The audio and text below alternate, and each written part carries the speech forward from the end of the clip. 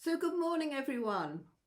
So I know that a lot of you are struggling out there with your brand, but the big question is your brand and your line and your product and everything that makes that good enough?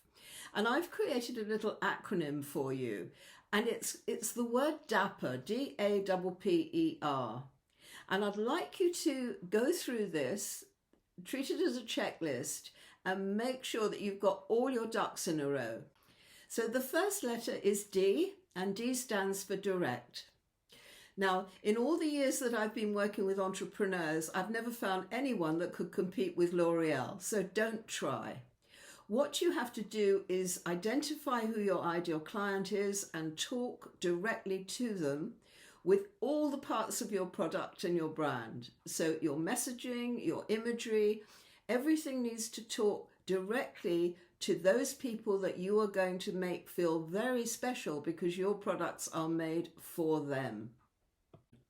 So the second initial is A. Is your brand authentic? So is it aligned with who you are and your values and what you want to achieve?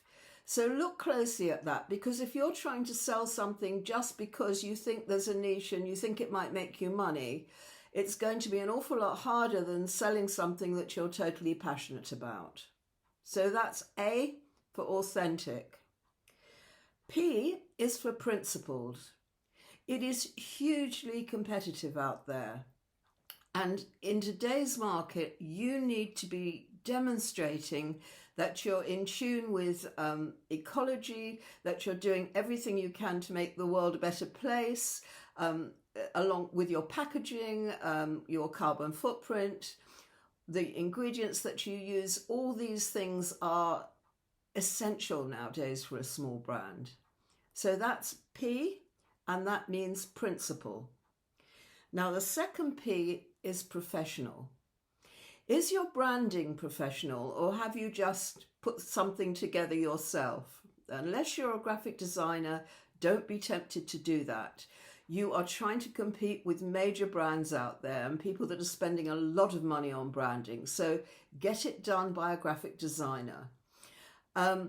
You've also got to have all your logistics in place, all your systems in place. You've got to be legal. These are all things that make up professional. Now, the fifth acronym, the fifth letter in this acronym is E, and that stands for excellence.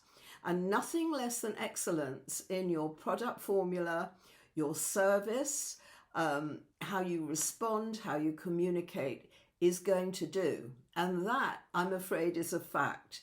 You cannot these days, in a hugely competitive market, bumble in and expect to make an impact. So E is for excellence. And the last letter is R. The last letter of DAPPER is R, and that is for responsiveness. So how do you respond to your customers?